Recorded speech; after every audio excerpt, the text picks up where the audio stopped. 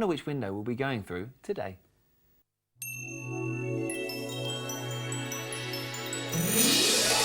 Tikkabilla, Tikkabilla, fun for you and me. Tikkabilla, Tikkabilla, watch and you will see. Things to do, people to meet. We've got the whole world at our feet. At Tikkabilla, Tikkabilla, it's a wonderful place to be.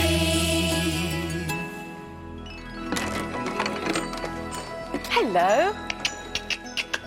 Oh, whoa there! Hello, and welcome to Tikkabilla. We're dressing up today. I've got a lovely cloak on, a sword, and a shiny crown. And I've got some fairy wings and a wand, because today we're going to sing you a story. Giddy up! There was a princess long ago, long ago, long ago. There was a princess long ago, long, long ago. And she lived in a big high tower, a big high tower, a big high tower. And she lived in a big high tower, long, long ago.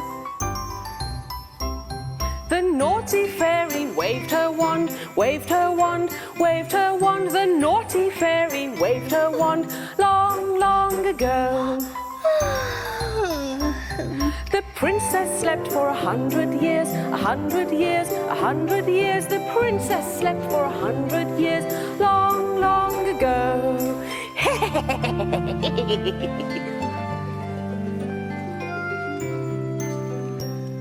A great big forest grew around, grew around, grew around. A great big forest grew around long, long ago. Giddy up, boy! Yiddly-oh-ho-ho!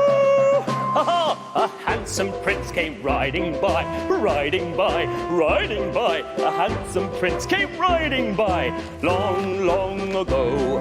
He took his sword to cut it down, cut it down, cut it down. He took his sword to cut it down, long, long ago. And now to wake the princess up with a kiss. He kissed her hand to wake her up, wake her up, wake her up. He kissed her hand to wake her up long, long ago. Hello, princess. So everybody's happy now, happy now, happy now. So everybody's happy now, Happy now. Are you happy, Justin? I'm very happy, Princess Tamba. Are you happy? Yes, I am. I love this tower. Ah, would you like to live in a tower like this? Oh, yes. I'd like to live in one of those towers with a light on the top. Oh, do you mean a lighthouse? Yes, a lighthouse. Ah, do you know what a lighthouse looks like? Maybe we'll see one through one of the windows. How many windows? 1, 2, 3. Round, square, or arched? Which one will it be? It's the arched window. This is the Walney Lighthouse in Cumbria. Lighthouses are very tall towers that are built near the sea. They shine a bright light out to warn ships that there are dangerous rocks or sandbanks in the area, so they need to keep away.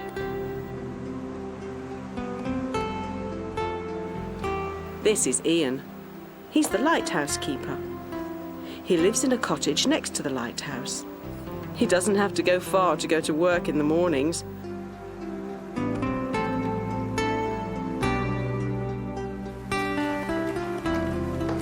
But he does have a lot of steps to climb. 91 altogether. Lighthouses have to be very tall so that they can be seen from a long way away. This is the most important part of the lighthouse, and it's called the lamp room.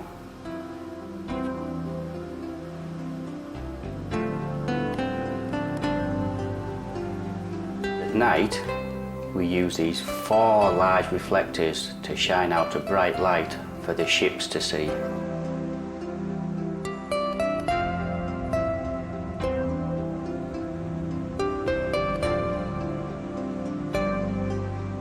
I polish the glass up here to keep it clean so the light can shine as brightly as possible.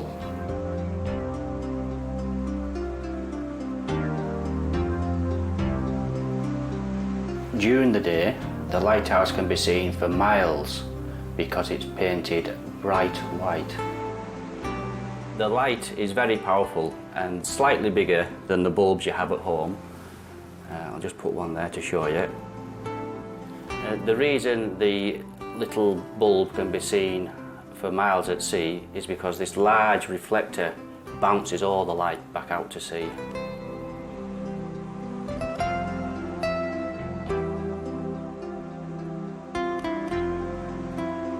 The lighthouse keeper has to be here all the time to make sure that the lighthouse is working properly.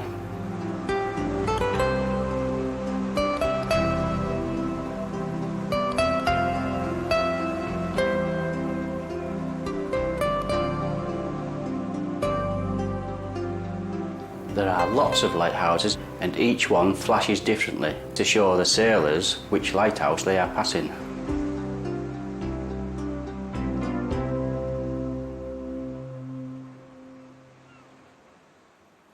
That lighthouse looked really pretty when it was all lit up at night, didn't it? Now, I thought we'd have a go at making our own lighthouse.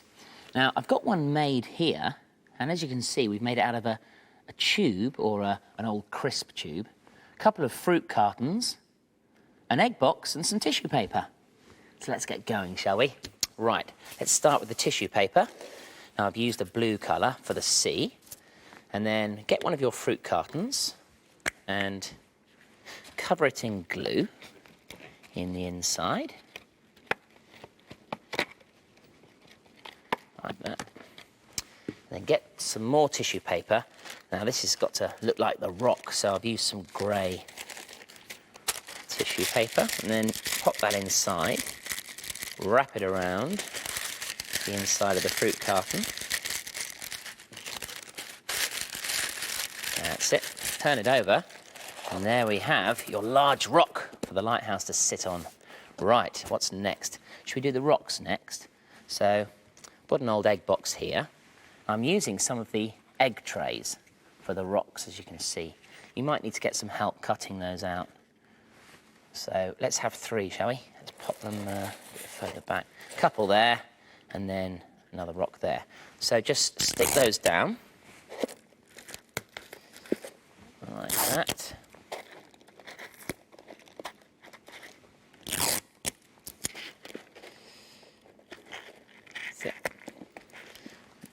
We'll do one more bit of sticky tape over here, just in case. We don't want one of the rocks to sink, do we? Right, and then just scrunch the tissue paper up so it looks like the sea's crashing onto the rocks.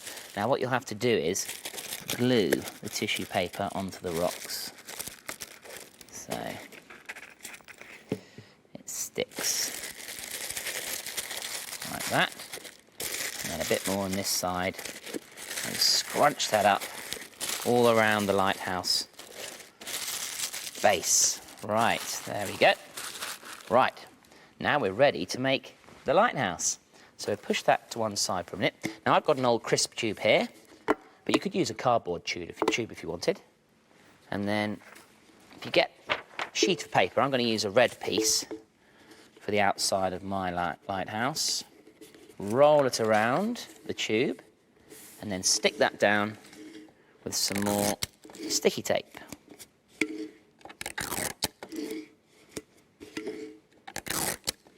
Like that.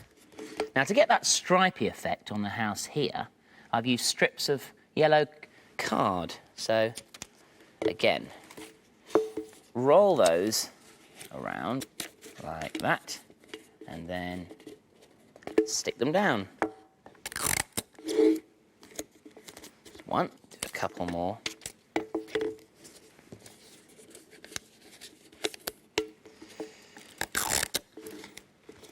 2.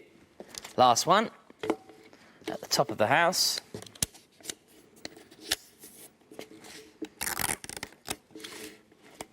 3.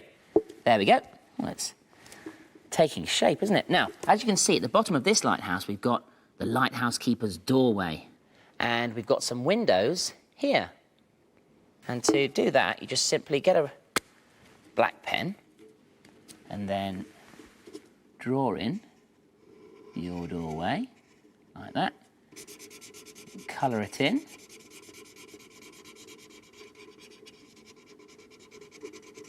And then you can do a couple of windows on the other floors. One there. We'll do one up, right up the top. Like that. There you go. Right. Then pop your lighthouse on the base of the rock and then stick that down with some sticky tape. We don't want the lighthouse falling into the sea, do we? There. One more piece. There. Right. Now, the last thing to do is the roof. So, we get the other fruit carton, this is a small one, and do exactly the same as you did with the base of the lighthouse. Pop some glue all around the inside, like that. And then some more tissue paper. Now, I'm going to use some yellow this time, because it looks like the light in the lighthouse roof, doesn't it? Fold that over, because I think we won't need all of that. And then push that inside like that.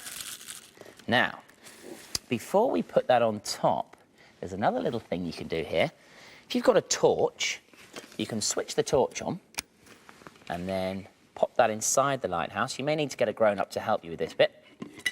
And then you can put your lighthouse roof on. And there you have it, your very own working lighthouse.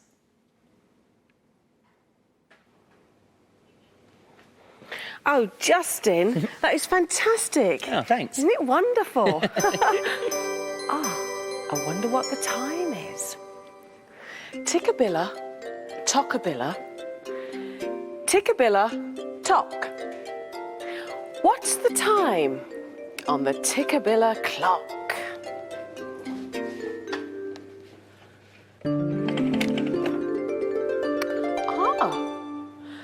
Both hands are pointing to the same place. They're both pointing to the number 12. Now, if the big hand is pointing to the number 12, that means it's something o'clock. And if the little hand is also pointing to the number 12, it means it's 12 o'clock. But what's this underneath the clock?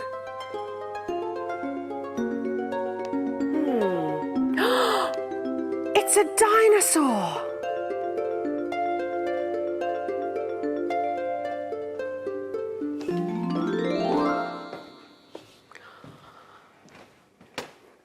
And the story's called Tom and the Island of Dinosaurs. There was once a boy called Tom who lived with his grandfather in an old lighthouse at the edge of the sea. Between them, Tom and his grandfather took care of the lighthouse. On stormy days and moonless nights, they would light the lamp to show passing ships where the rocks were. On sunny days, they would go fishing together, and Tom's grandfather would tell him wonderful stories of faraway lands and sea monsters. Tom loved his grandfather and the lighthouse very much, but sometimes he longed to sail the wide, grey seas in search of adventure. One day, Tom saw something glinting among the wet pebbles on the seashore. It was an old bottle, chipped and covered with seaweed, with a message inside. "Help! I'm shipwrecked on a faraway island. There are dinosaurs here and a smoking volcano. Please come before it's too late. Help! Thank you, from Katie." Tom rushed home with the message. "Oh, poor girl," said his grandfather. She's in terrible trouble. He looked worried. But what can we do? We can't leave the lighthouse. If a storm blows up, we'll have to light the lamp. Don't worry, Grandfather, said Tom. I'll rescue her. Tom raced down the stairs to fetch the special emergency box. He pushed and pulled and heaved it up the narrow steps to the balcony. He pulled the ripcord. With a rush of wind, the sides of the box collapsed and an enormous rescue balloon filled with air. Tom jumped into the basket. His grandfather gave him a snack for the journey and wished him luck. "Be careful," he said as he let the tether go. Tom's balloon soared into the sky. As night fell, he drifted across cold seas and sleeping towns. He flew past snow-covered mountains, across wild, dark green forests, through rainstorms and over waterfalls. At times, the balloon dipped down to touch the waves. Later, it drifted across a great city at dawn. And then, as the sun rose, flew on far, far away. At last, Tom could see the island below him. A ship lay wrecked on the rocks, but there was no sign of Katy or the dinosaurs. Great belches of smoke and fire rose from the volcano. He let the balloon drift down through the swirling smoke and fixed the anchor to a tree. He climbed down and began to look for Katy. Just then, he heard someone calling him. It was Katy! She was perched high up in a tree. "Quick!" Tom shouted. "We've got to get out of here. The volcano is about to erupt." "Oh, we can't go yet," said Katy. "Come and look at this." "Those are the last dinosaurs in the whole world," said Katy. "If we leave them here, they'll be killed when the volcano erupts. We've got to save them." "But how?" asked Tom. "Those dinosaurs are too big for my balloon." Luckily, Katy had a plan. First, they collected armfuls of enormous flowers. Katy knew that the dinosaurs loved to eat the flowers. Then they made huge nets from the rigging on Katy's wrecked ship. Tom hung them from the basket of his balloon. All the time, the explosions from the volcano got louder and louder. They laid a trail of flowers for the dinosaurs to follow. At the water's edge, Katy clambered up into the balloon's basket and threw handfuls of flowers onto the water. The dinosaurs followed, swimming. The plan had worked. The seas turned black around them and hot rocks hissed down as the volcano erupted. Oh, they'd got away in the nick of time. Just as the smallest dinosaur was getting too tired to swim, they reached a beautiful island. Then it was time for Tom and Katy to start the long journey home. They said goodbye to the dinosaurs and set off in the red balloon. But the journey home was not easy. Winds howled round the basket. Rain lashed over them. The moon vanished. There was nothing but icy blackness. Just as Tom thought he would never see his grandfather again, a bright light pierced the swirling black clouds. "It's the lighthouse!" he cried. And as they flew closer, Tom could see his grandfather on the balcony, watching out for him to come home. Safe at last and wrapped in blankets, Tom and Katy drank hot cocoa in front of the fire. Grandfather listened as they told him the wonderful story of the shipwreck, the volcano, and rescuing the last dinosaurs. Tom and Katy were travelling in a hot air balloon, And I've made one out of these pink shapes here. Can you see? I've got an idea for a game. I'll make some different kinds of transport, and you have to guess what they are. Will you help us? Right, you ready, Tamba? Let's start over here with the blue shape, shall we? We'll use this rectangle here and this square next to it. And then we can use these two blue circles at the bottom.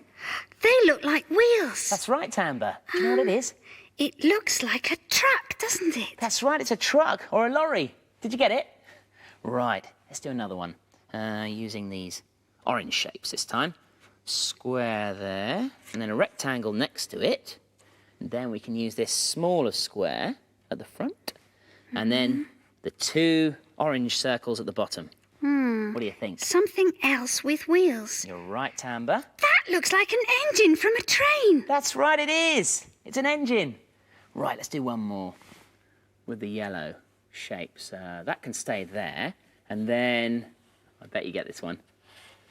Put the two yellow triangles next to it. A boat. It's a boat. Hey, and I think Sammy's going on an exciting adventure today on a boat. Let's have a look, shall we? This is Sammy. He lives with his mum and dad, his sister Anuja, and his granddad Sonny. Sammy is 4.5 years old.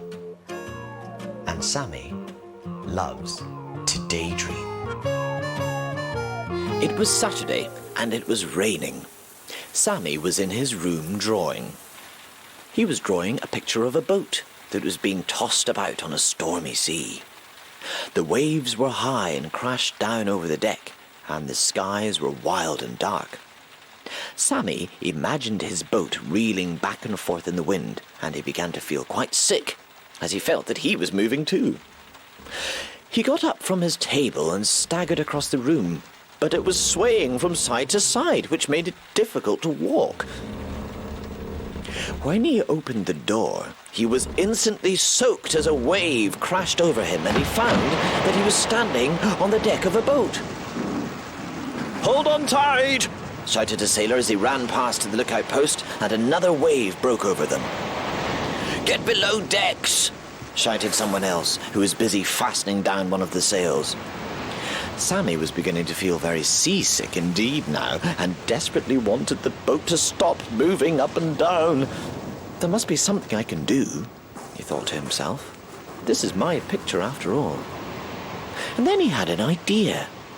He was still clutching his crayons, and amongst them was a bright yellow one.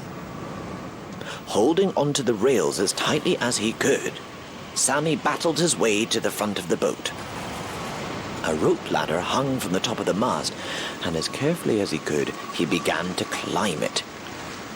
At the top of the mast, he reached out and drew a round yellow sun in the sky. It was a bit shaky as the boat was moving so much, but it did the trick. Almost as soon as he had finished drawing, the wind dropped. The waves calmed, and the boat stopped rocking from side to side.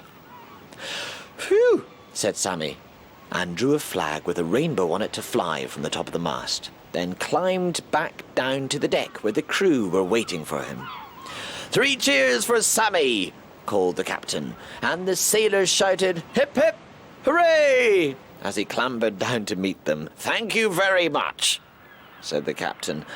"That was a very brave thing you did." And Sammy felt suddenly rather shy. The captain was about to say something else, but his voice was drowned out by a loud rumble. The sailors looked up, but the skies were clear. It couldn't be another storm. Then the rumble came again, and Sammy realized that it was coming from his stomach. "Oh, I think it's time for tea," he said, and everyone agreed. But there was a problem. All the boat's supplies had been washed overboard in the storm, and there was no food left for them to eat. "Oh, don't worry," said Sammy, and took out his crayons and began drawing.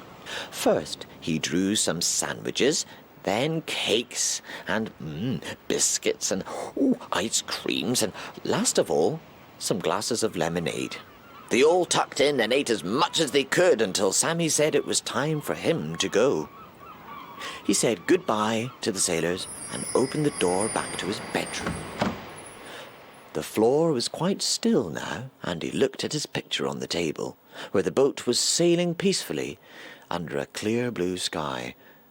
The rainbow flag was flying from the top of the mast, and when he looked closely, he could just make out the captain waving to him as the boat sailed off to the horizon.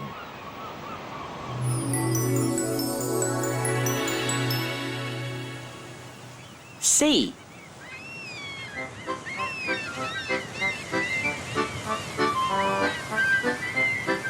Sailor.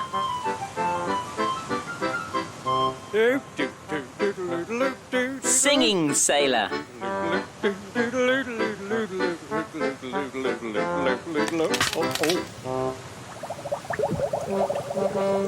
Sinking sailor.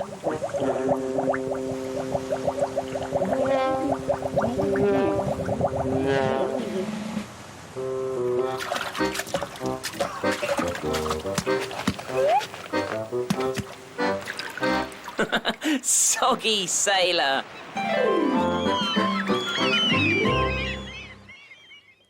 Aha, there you are.